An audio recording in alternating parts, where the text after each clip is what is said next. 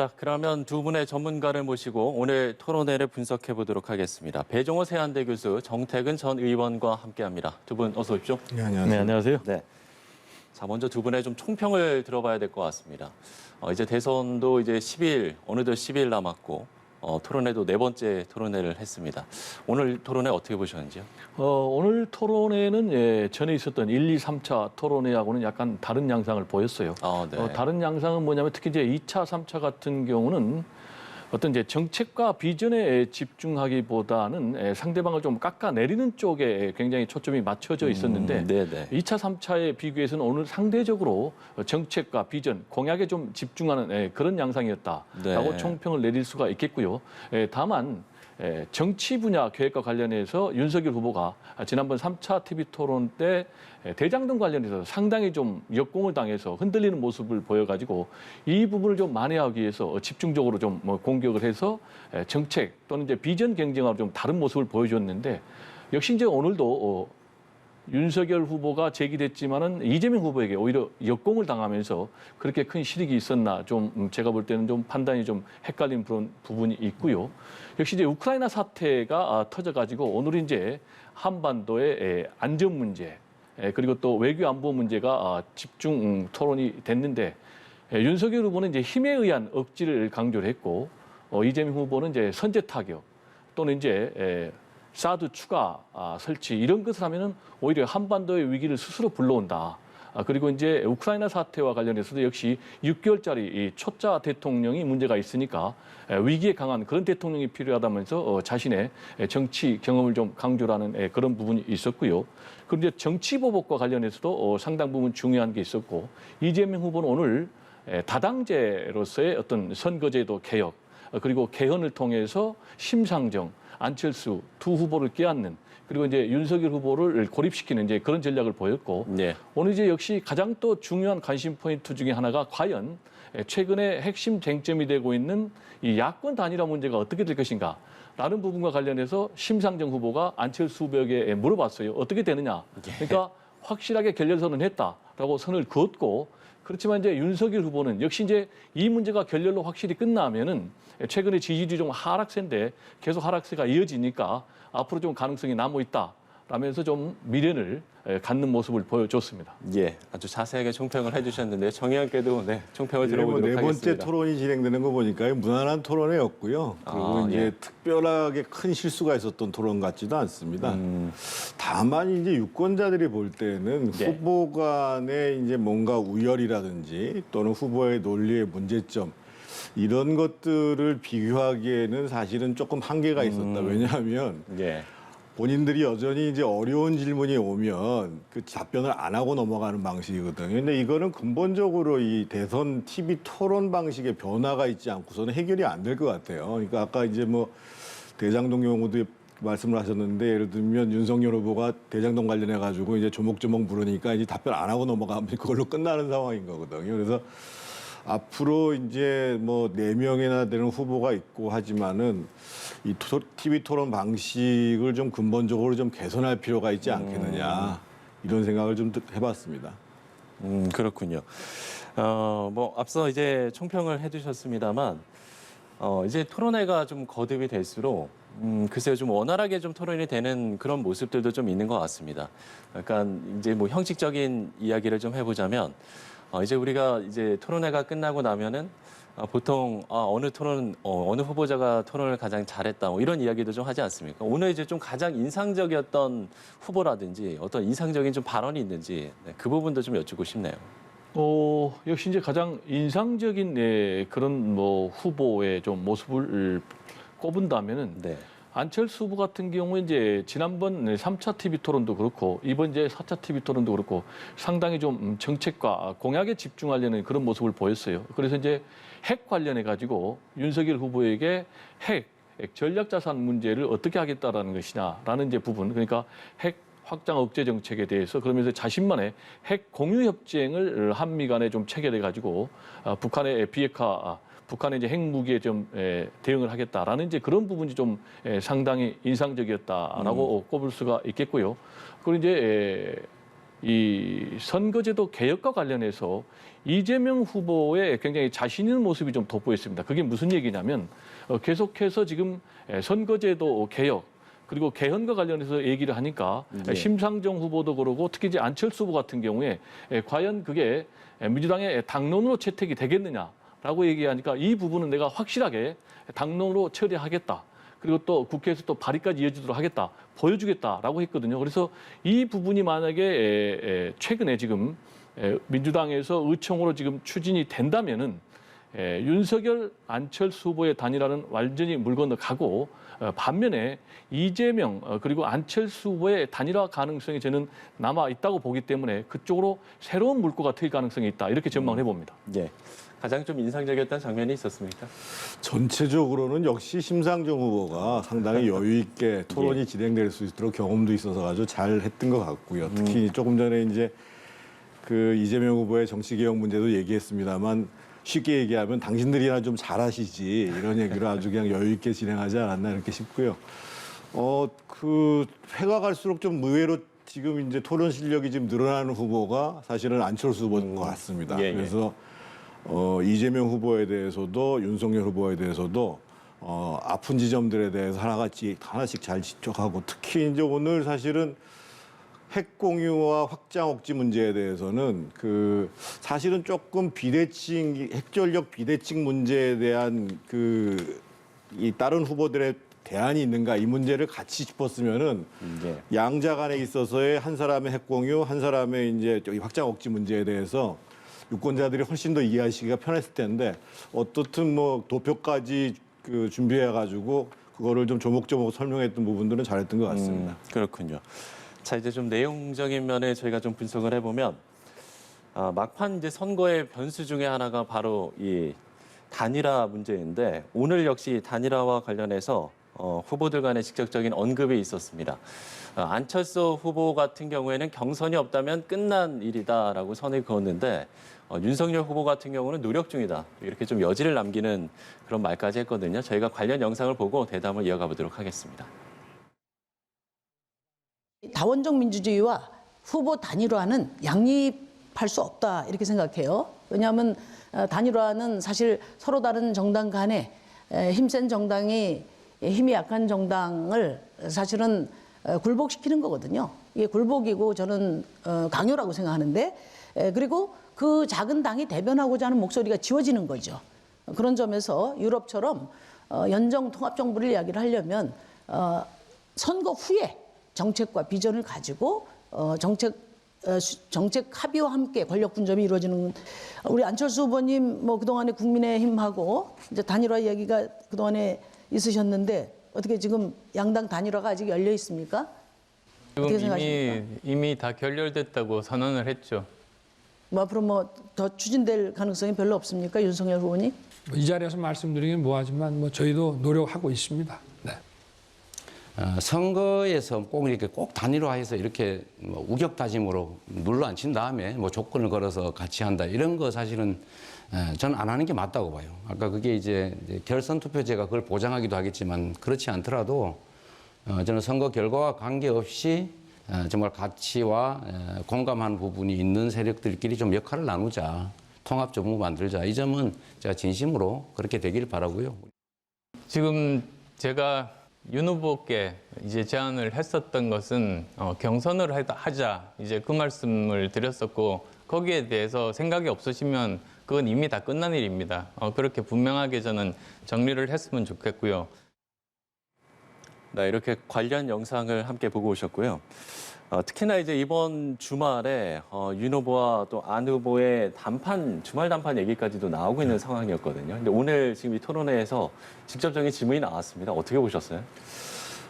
확실히 윤석열 후보는 지금 의지를 갖고 있는 거죠. 그러니까 이제 일단 저희가 이제 후보 단일화, 야권 연대라는 걸 얘기했을 때 중요한 것은 단일화는 당사자가 하지만 네. 사실은 그 목표점이 되는 것은 한데 모여가지고 정권 교체를 바라는 유권자를 상대로 하는 거거든요. 그런 의미에서 보면 오늘 사실은 안철수 후보 입장에서는 불가피하게 딱 끊어버릴 수밖에 없지만 예, 예. 그 유권자들을 바라봤을 때는 조금 더 유연한 자세가 필요하지 않겠는가 이런 모습, 이런 좀 아쉬움이 있고요.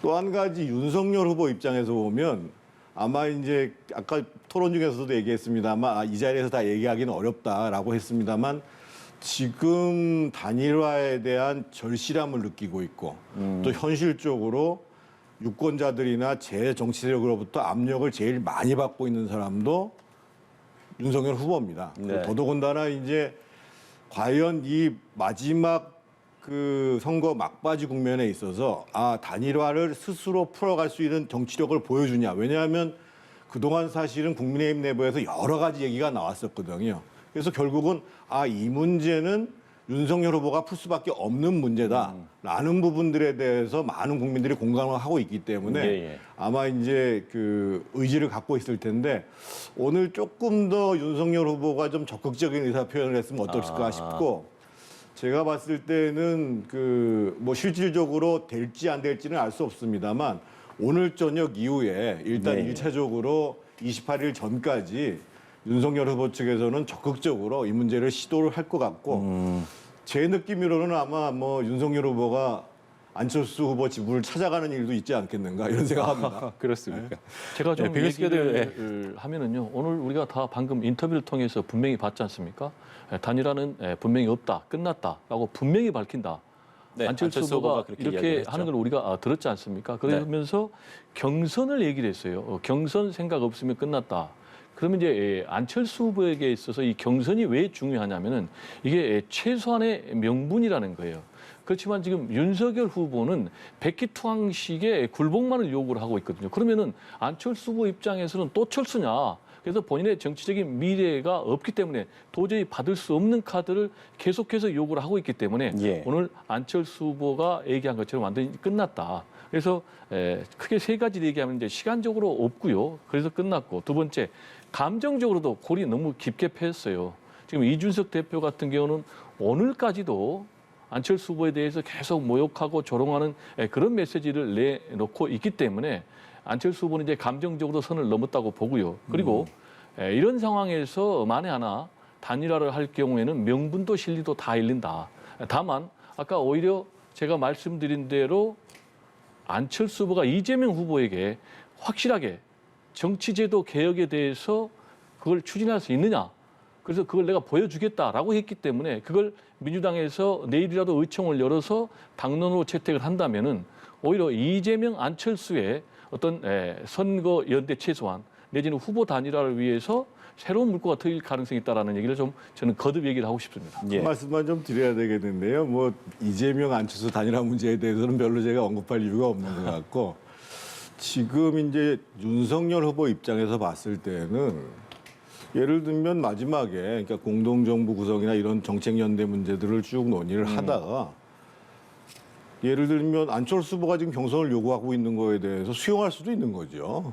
정치라는 게 무조건 안 된다 이렇게 정해져 있는 것이 아니거든요. 이제 그런 것이 지도자의 결단이고 꼭 경선 방식이라는 것도 최종적으로 그러면 작년 4월 7일 날 했던 경선이 유일한 경선이냐 이 문제도 남아 있는 거고 앞으로 이제 12일간의 기간이 남아 있는데 저는 뭐 늦은 단일화라는 건 없는 거거든요. 예를 들면 3월 8일 날 단일화가 될 수도 있는 겁니다. 그래서 어느 정도 그 윤석열 후보가 의지를 갖고 아까도 제가 말씀드렸던 것처럼 단일화는 그 두 후보 간에 하는 것이지만 예. 단일화를 원하는 것은 정권 교체를 바라는 유권자라는 것들에 대한 생각을 분명히 하시면 그러면은 또 다른 정치가 보여지는 거죠. 일단 예. 단일화 관련해서 얘기를 하면요. 이거는 이제 정치공학적으로 밀실에서 이루어질 수는 없는 것이고요. 명분이 굉장히 중요합니다. 예를 들면 이제 DJP 같은 경우는요. IMF 국난 위기 극복이라는 명분이 있었어요.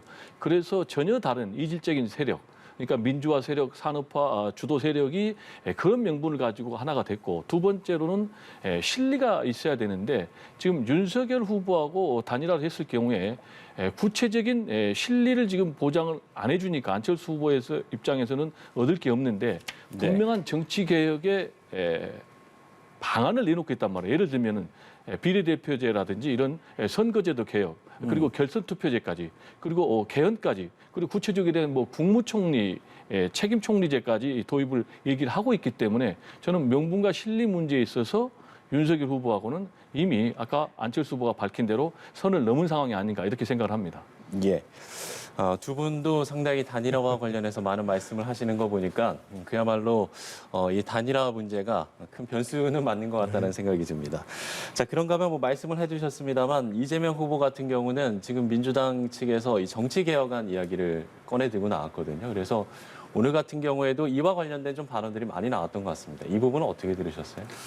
오늘 이재명 후보가 이제 윤석열 후보에 대해서 물어봤잖아요. 예. 결선 투표제를 물어봤는데 오늘 참 인상적인 것이 윤석열 후보가 아니, 민주당에서 경선을 하면서도 결선 투표제를 제대로 못하지 않았느냐 이 얘기를 했는데 저는 그렇습니다. 이제 사실은 정치 개혁들을 저희가 참 그동안 노력을 해왔어야 되는데 선거 시기에 사실은 연대 수단으로 얘기하는 거는 적절치 않고 더더군다나 이제 결선 투표제에 대해서 만약에 민주당의 의지가 있었다고 한다면 지금 단일화 논란이 있을 이유가 없는 거죠, 기본적으로요. 그래서 사실은 이전에는 다양한 형태의 연대, 야권 연대 이런 얘기들을 많이 해왔었는데 저는 결선 투표제 도입이 필요하다고 봐요. 그런데 다만 진실성에 대해서, 진정성에 대해서 국민들이 느끼겠는가. 그것은 오늘 심상정 후보라든지 안철수 후보가 보여준 태도에 비해서 분명히 드러나는 거거든요. 저는 바라건대는 그렇습니다. 지금 예를 들면 당장 목전에 지방선거가 와 있거든요. 그러면 지금 이번에도 지금 임시국회가 지금 열려 있는 기간인데 아까 심상정 후보가 요구하는 게 그거잖아요. 지방선거 기초의원부터 시작해가지고 소선거구제, 그러니까 2인 선거구제를 3인 선거구제를 바꾸라고 얘기를 하잖아요. 그건 지금 당장 할 수 있는 일이거든요. 근데 재밌는 거는 이재명 후보가 답을 안 해요. 그 문제에 대해서 그거는 당에 가서 얘기해 볼 문제다. 왜냐하면 이제 지방의원들의 이해가 상당히 엇갈려 있는 문제거든요. 예를 들면 저는 지금부터라도 정치개혁하고 싶다고 한다면 광역의원들 중대선거구제 하면 되죠. 네. 그래서 제안을 한 것을 나쁘다고 생각하지는 않는데 그 문제에 대한 평가는 이미 끝나 있다고 보여지고 그것을 극명하게 보여준 게 오늘 이제 안철수 후보하고 심상정 후보의 태도다 이렇게 보여집니다. 말씀해주신 그 부분, 예, 지금 진정성이 의심된다. 이런 윤 후보와 또 심상정 후보의 발언들이 있었거든요. 그 부분에 대해서 어떻게 보시나요? 진정성이 굉장히 중요하죠. 예. 그러면은 지금 정치 개혁과 관련해서 구체적인 정치 개혁안에 대해서 선거 전에 하나도 안 내놓은 후보하고 구체적으로 그런 정치 개혁안을 내놓은 후보하고 어느 후보의 진정성이 더 있겠습니까? 예를 들면 개헌과 같은 경우도요. 집권 초반에 해야 되는 거예요. 문재인 대통령 같은 경우 집권 초반에 하려고 해도 그게 어렵거든요. 그래서 집권 후반에 가면 안 되는 거예요. 그러면 개헌 같은 경우는 선거 때 정식 공약으로 내걸고 해도 될까 말까 하단 말이에요. 그런데 이거를 선거용으로 폄훼하는 거는 말이 안 맞는 얘기고요. 그리고 두 번째, 지금 이제 우리 정 의원께서 지방선거 이 제도 개혁 문제 그리고 위성정당 문제 이거를 심상정 후보가 뭐라고 얘기를 했냐면은 이 문제는 법 개정 없이도 가능하다라고 얘기를 했거든요. 그런데 예. 여기에 대해서 이재명 후보가 뭐라고 그랬냐면 이 부분은 법 개정이 있어야 된다. 왜냐하면은 제1야당도 있다. 그런데 어떻게 이게 법 개정 없이 가능하겠느냐라고 얘기하니까 이 부분에 대해서는 심상정 후보가 오히려 마음이 좀 막히는 그런 상황인데 이런 특히 선거법과 관련된 정치 개혁과 관련해서는 법을 통과하지 않고는 일방적으로 어느 정당이 할 수 없는 일이다라는 얘기를 좀 강조를 하고 싶습니다. 예, 알겠습니다. 자, 저희 이제 다음 이슈로 좀 넘어가 보도록 하죠. 오늘 이제 정치 분야 TV 토론에서는 러시아의 우크라이나 침공 사태도 화두에 올랐습니다. 민주당 이재명 후보와 국민의힘 윤석열 후보는 러시아를 일제히 규탄하면서도 한반도 평화 방법을 두고서는 거세게 맞붙었습니다. 관련 영상 보고 오시겠습니다. 6개월 초보 정치인이 대통령이 돼서 나토가 가입을 해주지 않으려고 하는데 가입을 공언하고 러시아를 자극하는 바람에 결국은 충돌했죠. 물론 러시아가 주권과 영토를 침범한 행위는 비난받아 마땅하고 그러나 외교의 실패가 곧 전쟁을 불러온다는 아주 극명한 사례고 이 전쟁이 경제에 얼마나 악영향을 미치는지는 말할 필요가 없는 거죠. 그런 면에서 우리 윤석열 후보께서는 너무 거칠고 또 난폭해서 예를 들면 사드 배치 꼭 필요하냐 반론도 있는데 굳이 우리가 LSM도 이미 개발했는데 그걸 쓰는 것도 이상하고 선제 타격하겠다. 그 선제 타격 전쟁 개시 아닙니까? 그런 얘기를 그렇게 심하게 쉽게 하시는데 이제 좀 파악도 좀 하고 우크라이나 사태도 있고 하니까 좀 자제하시고 철회하실 생각은 없으십니까? 그래서 우리 이재명 후보께서 안보관이 좀 부족하고 내용을 잘 모르시는 것 같습니다. 평화라고 하는 것은 확실한 억지력을 가져야만 평화가 유지되는 것이고 선제 타격 능력을 확보하고 그 의지를 보일 때만 전쟁을 예방할 수 있는 것이기 때문에 지금 그런 식의 유약한 태도를 가지고는 오히려 더 평화가 위협될 수 있다는 말씀. 우리 지금 민주당 정부나 우리 이재명 후보께서 지금 저렇게 종이와 잉크로 된 종전선언을 이렇게 강조하시는데 북한이 지금 핵 개발을 포기하지도 않은 상태에서 이 종전선언을 이렇게 강조해서 만들어내는 것 자체가 그게 우크라이나와 동일한 그 위협을 줄 수 있는 거 아니냐. 우리 윤 후보님 정말 전쟁 너무 쉽게 생각하시는 것 같습니다. 한반도에 전쟁의 위기가 고조되고 있다. 그중에 4가지 원인 중에 하나가 윤 후보님이다. 윤 후보님이 너무 자극적이어서 북한이 군사 도발을 할 가능성이 높아지고 있다. 이런 지적들을 하는데 말을 세게 하는 게 중요한 게 아니라 실제로 대비는 철저하게 하면서도 외교적으로 아니 소통을 철저하게 잘 하면서 그걸 관리를 해야지 큰 소리 뻥뻥 친다고 됩니까? 이런 거 가지고요.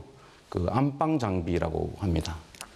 극초음속 미사일이 날라오는데 저런 말씀을 하셔가지고 군통수권자와 대통령으로서의 역할을 할 수 있을지. 네, 윤 후보의 발언까지 저희가 듣고 왔습니다.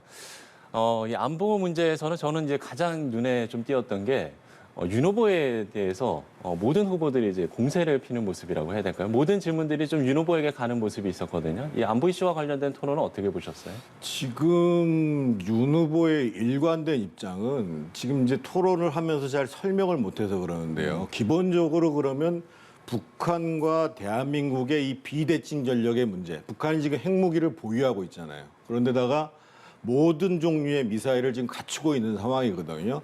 그러면 그 상황에 대해서 우리가 대비할 수 있는 게 뭔가라는 거를 가정 속에서 뭐 산불 문제도 나오는 거고 사드 수가 배치도 나오는 거고 뭐 중증 미사일 방어 문제도 나오고 이런 건데 예. 지금 이제 곧 앞에 전제가 되는 부분들에 대해서 사실은 윤 후보가 물어봤었어야 돼요. 그러면 이 비대칭 전력 문제를 어떻게 해소할 거냐 이 문제에 대해서 물어봤어야 되는데 그 문제에 대해서는 얘기를 안 하고 이제 방어하는 논조가 되면서 상대적으로 다른 후보들이 기본적으로 그러면 공세적인 전략만 취한다고 되는 문제냐. 근데 사실은 윤 후보가 얘기하는 게 공세적인 문제도 아니거든요.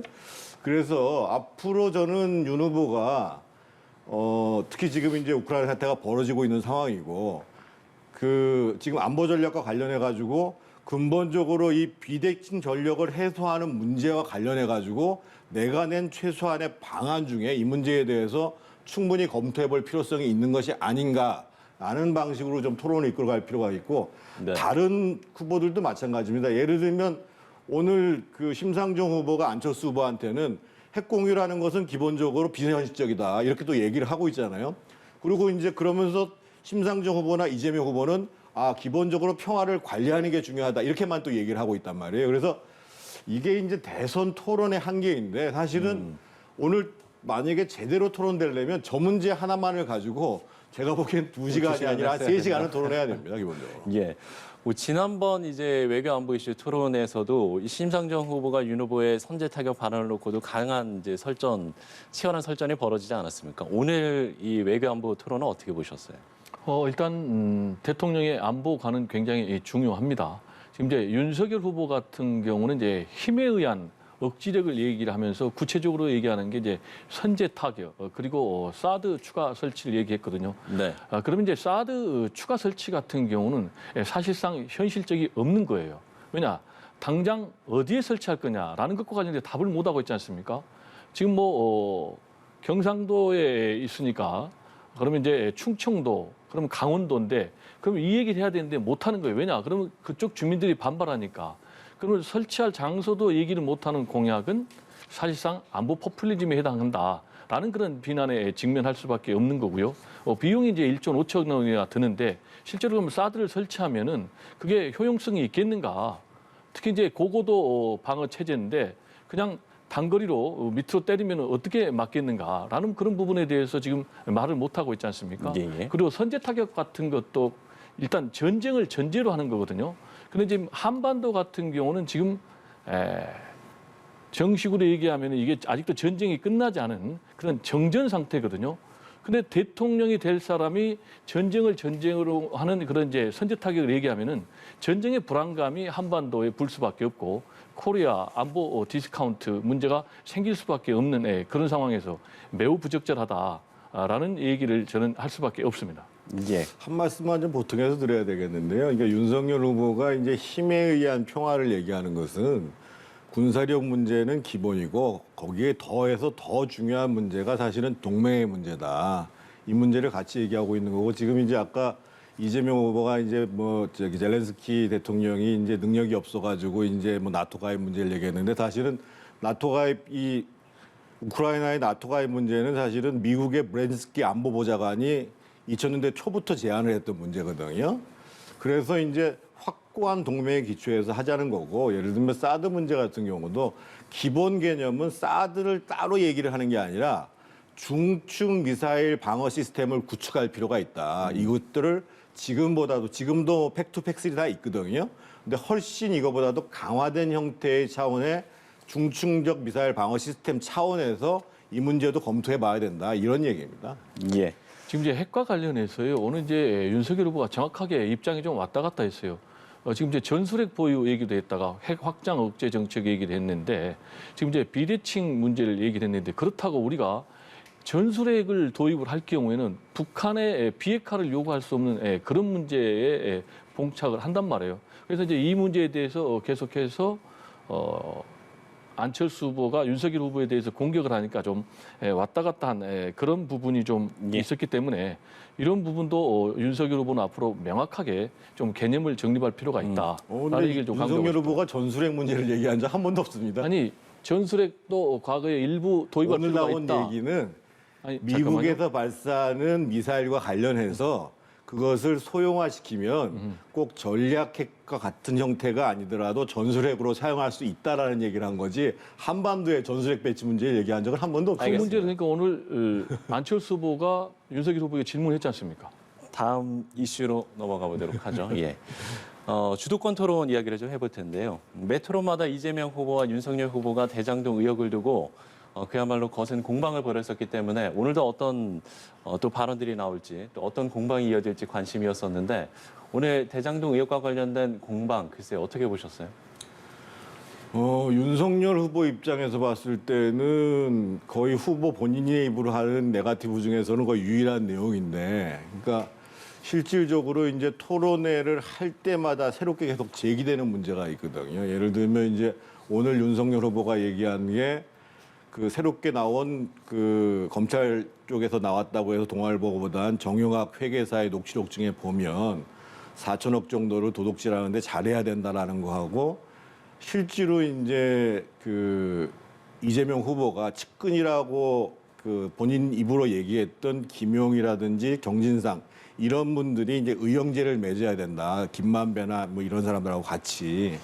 그래서 그 문제에 대한 핵심적인 문제가 있었는데 저는 뭐 일부에서는 그 귀한 시간에 토론하는데 이거 너무 심한 네거티브 아니냐, 네거티브로 빠지는 거 아니냐. 근데 저는 윤석열 후보가 저 문제에 대해서 얘기하는 것은 정권 교체를 바라는 유권자 입장에서 봤을 때 지금 민주당 정권을 연장하려고 하는 이재명 후보의 그 실체와 관련돼서 굉장히 중요한 문제들을 제기할 수밖에 없는 것이거든요. 그래서 뭐 정책 비전 토론이 다 됐으면 좋겠다, 다 이루어졌으면 좋겠다 말씀하시는 분도 있겠습니다만 저는 유권자들 입장에서 봤을 때에도 저 문제는 뭐 짚을 수밖에 없는 문제라고 보여집니다. 예. 짧게 좀 이야기를 드려야 될 것 같은데요. 일단 윤석열 후보가 오늘 그 주도권 토론에 거의 많은 시간을 할애해서 이재명 후보에게 이 대장동 의혹과 관련된 발언들을 이어갔습니다. 이재명 후보의 좀 대응은 어땠다고 보시는지요? 일단 뭐 이재명 후보 입장에서는요. 정식 의지에서 상당히 벗어난 네거티브성 질문이니까 본인 네. 입장에서는 뭐 반박하지 않을 수가 없는 그런 상황이었는데요. 저는 개인적으로 정치 개혁의 의제 속에서 전혀 상관없는 대장동이라는 이슈를 꺼내가지고 네거티브 공격을 하는 것은 일단 바람직하지 않다. 그리고 국민 유권자들도 높은 점수를 보내지 않을 것으로 보이고요. 두 번째로는 그러면 새로운 내용이 나왔느냐? 전혀 새로운 내용이 나온 거 없어요. 그리고 이제 지금 국민의힘에서 원희룡 본부장이 또 발표를 했어요. 경인 고속도로 분당 출구에서 정민용 씨의 가방으로 추정되는 문서가 나왔다 그 안에서. 예. 근데 그것도 전혀 좀 엉뚱한 거고 지금 검찰에서 발표를 했지 않습니까? 그게 압수수색한 거다. 그리고 지금 재판에 증거물을 제출한 거다. 그러니까 이런 것들이 다 지금 대장동 막판에 지금 몰리면서 네거티브로 좀 분위기를 바꿔보겠다라는 것인데 대장동 문제는 아무리 떠들어도 서로 상대방 게이트. 이재명 후보 입장에서는 윤석열 게이트다. 또 그리고 윤석열 후보 입장에서는 이재명 게이트다 주장을 하고 있기 때문에 이 문제는 대선이 끝난 뒤에라도 반드시 특검을 도입해서 정리를 하는 것 외에는 또 그리고 그 전에 할 수만 있다면 검찰이 계속해서 수사를 회피하지 말고 빨리 자금 추적해서 수사 결과를 내놔야 된다라는 것을 저는 강조를 하고 싶습니다. 알겠습니다. 좀 많은 시간을 좀 드렸으면 좋았을 텐데 여기서 대답을 좀 마무리 짓도록 하겠습니다.